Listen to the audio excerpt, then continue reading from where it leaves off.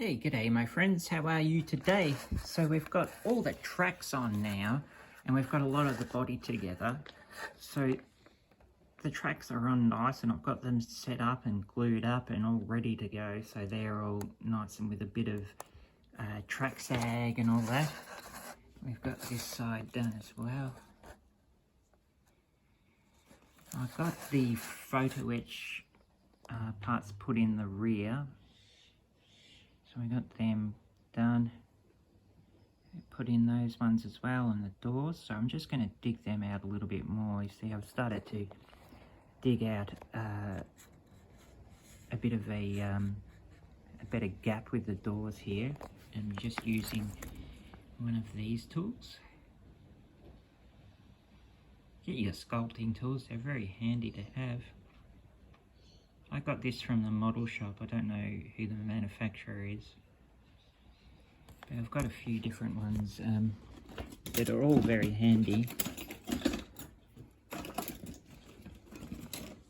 These ones I got from Wargamer or something. It was like a Wargamer thing or something. I'm not sure. I got them from New Zealand, and they're very handy as well.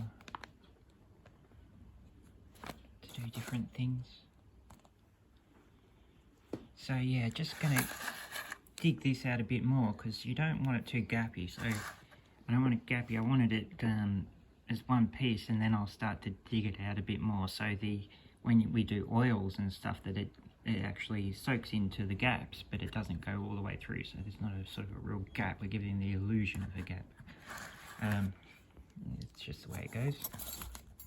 And so this went together really well, and now I've just got to get the mufflers put on, and I'm going to start to build the fenders, which will be a nice little fun part here. Got a lot of little parts to put on.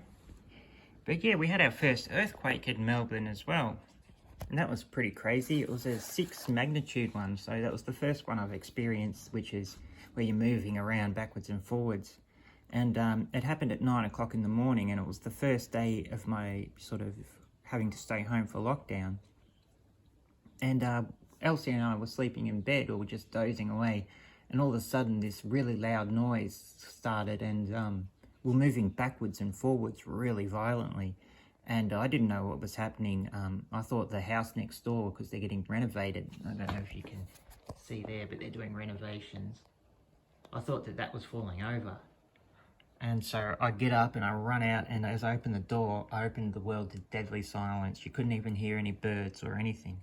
It was the most oddest experience. I've never been in an earthquake. Now I know what the Japanese feel like when you see them on the news moving backwards and forwards in their supermarkets and all that. Yeah, it was different.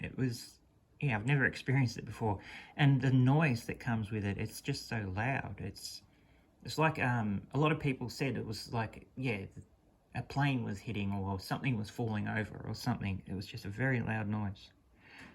All right, guys. Well, I'm going to keep going with the Stug build because we're looking very good at the moment. So we'll keep carrying on with that. It's a great build, and she's starting to straighten up. So the only issue you have with these Miniart early Panzer III series is you get a bit of warpage on the sides here, so they tend to warp in, but we've got that all fixed up now, so we're starting to look like a proper Sturmgeschütz. Well, the first one, and I'm going to build the first one, so the one that was stamped A.